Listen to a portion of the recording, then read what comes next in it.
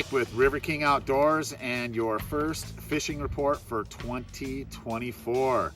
We're glad to be back after a big year of waterfowl. Man, are we tired? Were we tired for that? We had to take about a week off to recover from that. I believe we hunted 97 days out of the 98 days of the season, somewhere right around in there, and including Christmas. So we were pretty burnt out on that, but we're really excited to be back out on the water bringing these reports to you. Like I mentioned a little bit ago, there are a lot of big changes for us this year. We are leveling up a few things and getting rid of a few things. First and foremost, and I'll just say it like it is, we will not be opening the tackle store this year. We did sign another lease for the store, and we'll be running our taxidermy business from that store. That side of our business has seemed to take off, and running those birds at home is just, we need the store for that. And so basically we're going to be running taxidermy out there, but it won't be a tackle shop, and that taxidermy is by appointment only. So we won't be able, unfortunately, we won't be able to help anybody as far as tackle goes. And the reason being for that is we just don't have the time to pay attention to all the things that we have going on. Our guiding, we're guiding on the river. We have a new lodge, all-inclusive stays for both hunting and fishing.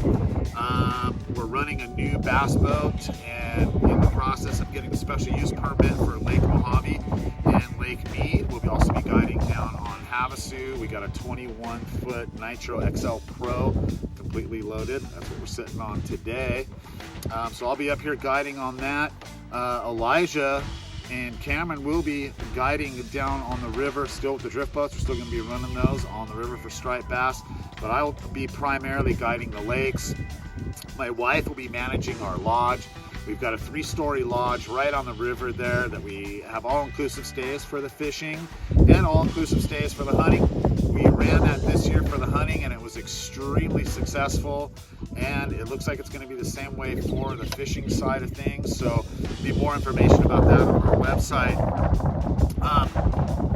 Again, we just don't have time to run the tackle shop. There's a lot more options in town. There's Cal Ranch, Walmart, and Big Five pretty much have, you know, they have bait, they have sinkers, hooks, all that kind of stuff that you guys need, what we sold most of. So there's still availability in town. We just can't sit in that shop for 40 to 60 hours a week and run the other side of our business. We're lagging on getting YouTube videos out. Some weeks we couldn't even put a report out. We just did not have the time, and 16 to 18 hour days, 7 days a week, just can't run like that anymore. I'm in my mid-50s, so we're going to focus on the things that we do best and the things that are more advantageous for us and our family. So I hope you guys all understand we do that thing for loyal customers. So let's get on to the report. So I have been out on Mohave the last few days, and the day one on Friday, the bite was extremely tight. The weather was starting to warm up a little bit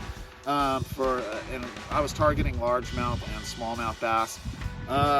These fish are deep. They're still deep, 30 to 50 feet, and those deep fish just haven't been responding to anything. I mean, we're throwing everything at it, live scoping them, almost dropping them on their heads, and not spooked and not interested.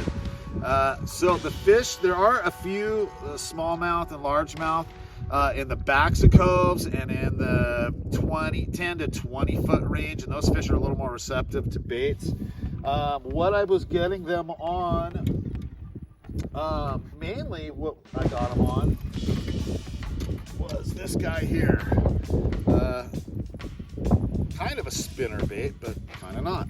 So what it is, it's got the two, one willow and one Colorado blade, kind of a Ned Head style swim jig on the front of this little tiny swim bait. It's about a 3.5 inch swim bait in this kind of khaki, olive, and clear with white flakes in it, and a green head.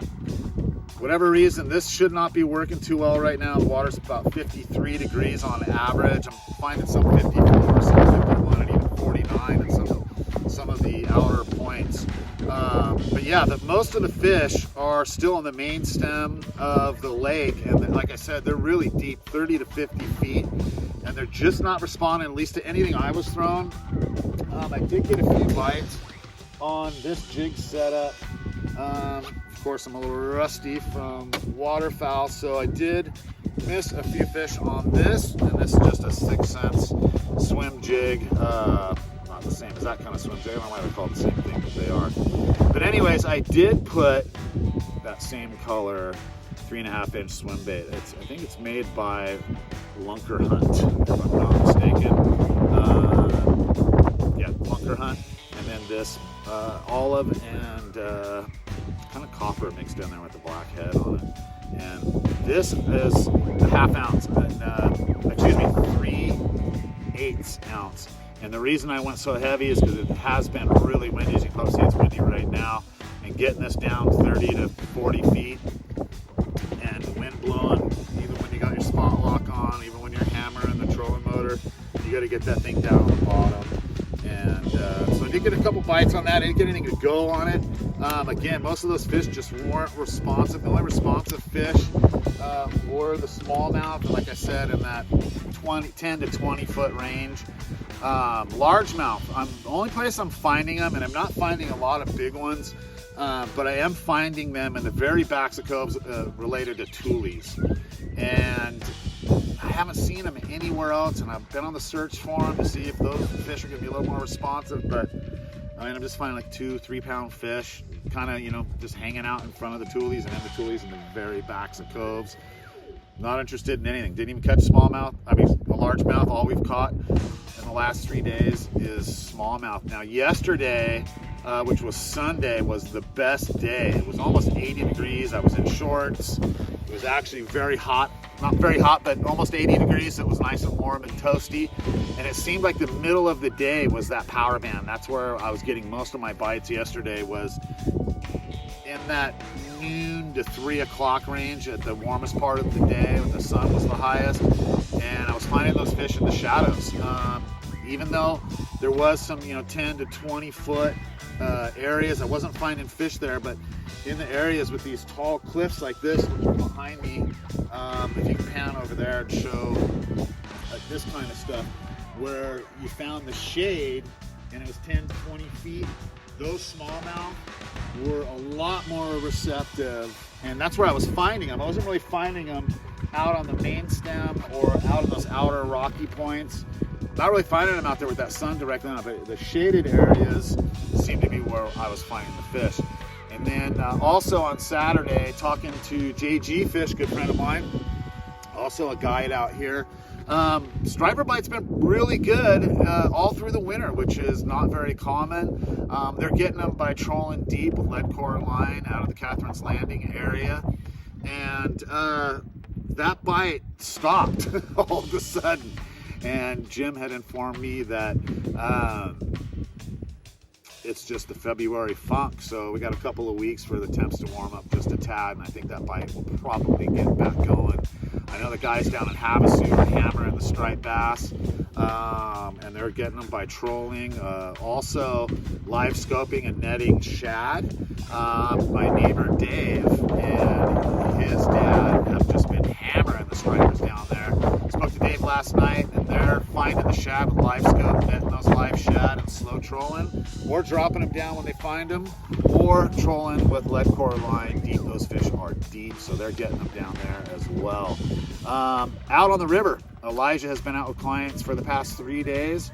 That bite is really, really tight. It only for the striped bass, it only seems that bite is turning on in correlation to when they're stalking a trout at Community Park and Rotary Park on the river there. Other than that, in those areas where those trout were stalked, that seems to be the only bite. And then a couple of days after, that bite drops off. There are some guys getting them here and there, but for the most part, that's a tough bite. Very few fish being caught, except for when those fish are correlating with the trout stalkings. However, we're looking for that to change real soon here. Some of the fish that are being caught in Havasu, the males are milking. That sperm is coming out of those fish. which means the spawn is getting ready to start, and that means those stripers are going to move upriver and move into the Laughlin and Bullhead area on the river. So pretty soon, in the next month, could be 2 weeks, could be a week, keep an eye on it. That bite should be picking up in the coming weeks as that spawn starts. They do move up the river to spawn in that current. Again, we do have the all-inclusive. We're taking bookings for the middle of April and on. We are waiting for our paperwork to go through with the state park for the commercial use permit. There won't be any issues with that. We have a good working relationship with the Parks Department here, and it's just a matter of just going through the motions. And so we do have the Triple Crown package where you can fish Lake Mead, Lake Mohave, and Lake Havasu. You stay in our lodge for 3 nights, 3 days, fishing each lake each day on the 21-foot Nitro XL Pro, fully loaded with power poles, air ride seats, live scope, down scan, side scan. I mean, it's completely loaded with everything. We'll also be able to fish live bait on that. We have golden shiners and black and salties to be able to fish with, so those that don't want to lure fish. It'll also be educational trips where we can teach you techniques, or if you want to go on a fish catching adventure, we can throw some live bait as well. You get your choice of using lures or live bait, no extra charge in between there. There'll be information on our website about those all-inclusive 3 nights, 3 days stay. All your meals are included. You'll be staying right on the river. You'll have private rooms. Each person gets a private room. Snacks on the boat, barbecue lunches, barbecue dinners, nice big breakfasts. Also, there is fishing right out, because the lodge is right on the river. When we get back from fishing throughout the day, if you still haven't got your fill, we do have john boats and kayaks for you to go fish right out in front of the house. So again, more information on our website here, and we're taking reservations for that for the middle of May. We are also going to be taking reservations for day trips, for 1-day trips, fishing either Lake Havasu for bass or those big red ear, Mohave for smallmouth and largemouth bass, and Mead for striped bass and large and smallmouth bass, and crappie. We do a little bit of crappie trips as well.